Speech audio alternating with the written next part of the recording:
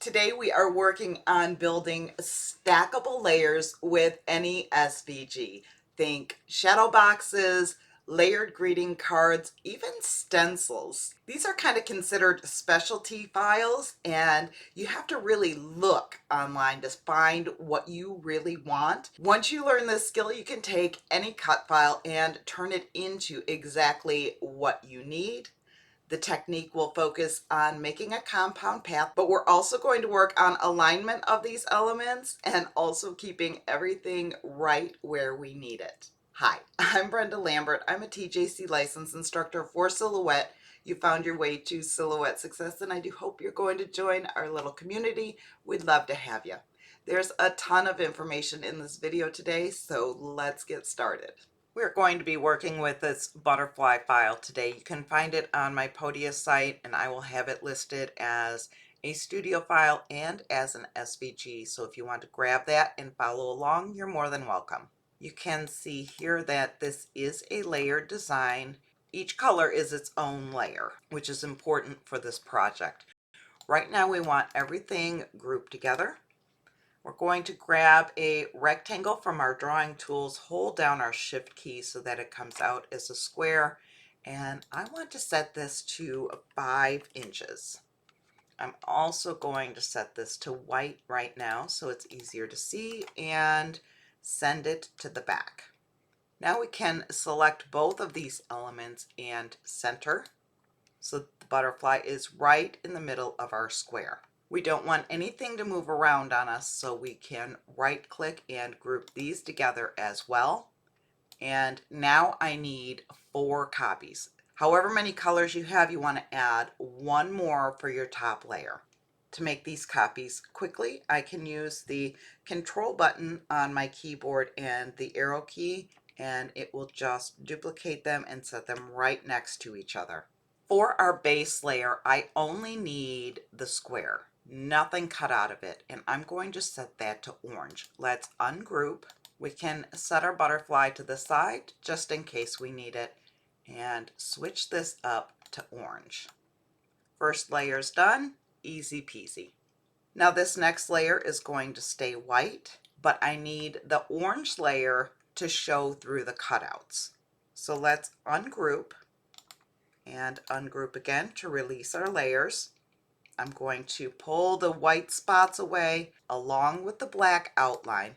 Then I can grab the square and the orange layer, right click, and make a compound path. And that's going to create the cutouts in the white layer so that the orange can show through. Let's get this one ready to work with. We're going to ungroup and ungroup again. This layer is going to be black.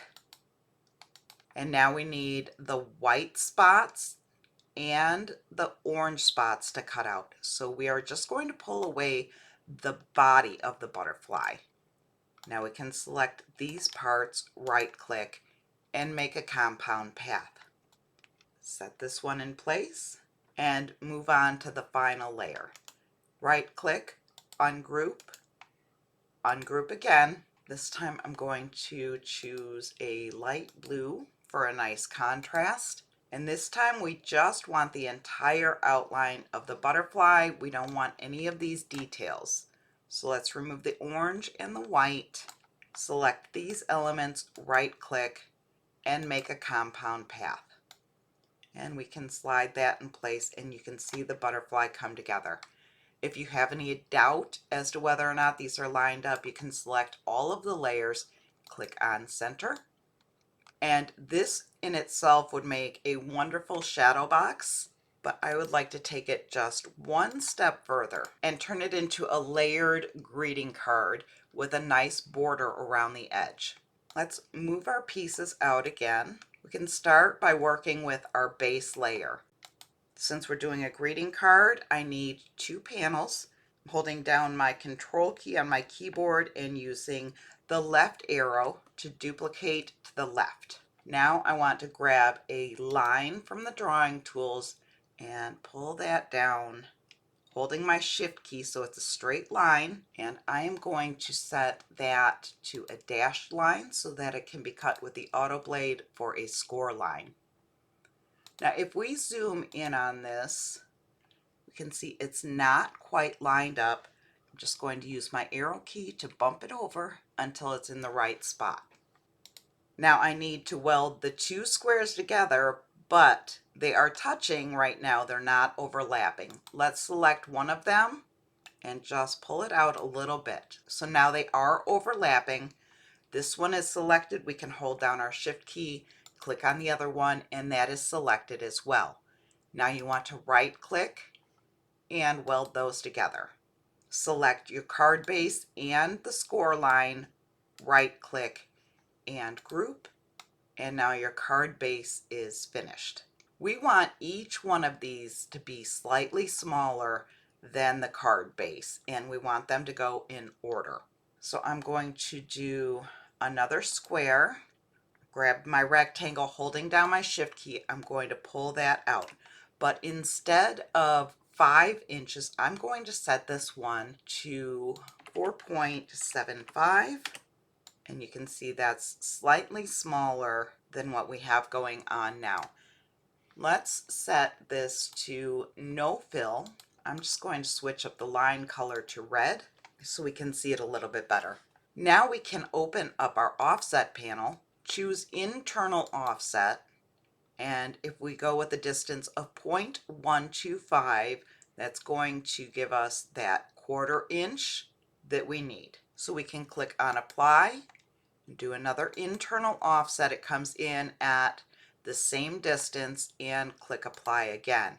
Now you have a smaller square for each of your panels. You just want to make sure that you're getting the right one for your stack. Now, one panel at a time, we can select the panel and the offset and center them. Open up the modify panel. This one's already selected. Let's go ahead and crop. Select these and crop, select these and crop. And by doing it this way, you're not shrinking or moving whatever is on the inside of your panels. All of these pieces are going to stay in place. Now let's start setting these up on the card base one more time. And you can see how everything just came together. They are a little bit off though, so let's move the card base out of the way.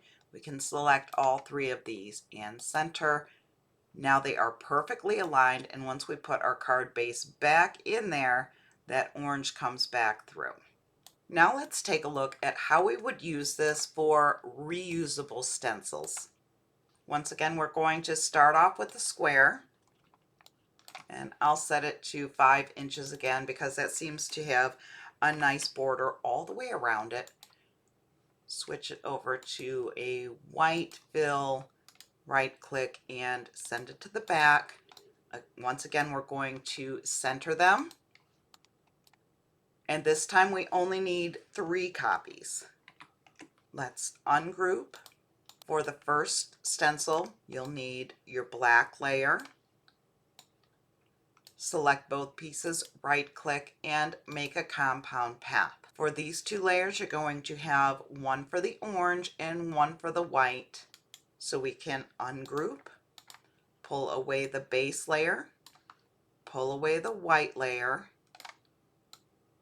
select both of these, right click, and make a compound path. Same for this one, ungroup. This time we're leaving just the white, so we can pull away the orange, pull away the black, select both of these, right click, and make a compound path. Now, once you layer your paints, whether it's acrylic paint or spray paint or whatever, you've got reusable stencils. You do this layer, this layer, this layer, and it's going to look just like the finished butterfly over here. Or of course, you could always just use the original SVG and cut it out of vinyl and have a layered vinyl decal. The options are pretty much endless, and you can apply this method to any cut file that you have on hand. If you do try this technique, I'd love to see your work. You can tag me on any social or join the Facebook group. Don't forget to grab the free cut file that's listed in the description, and if you want to learn more about the Modify panel, I just put out a quick tip video on Tuesday. You might want to check that out. Thanks for hanging out with me today. Now go create something amazing, and I'll see you in the next video.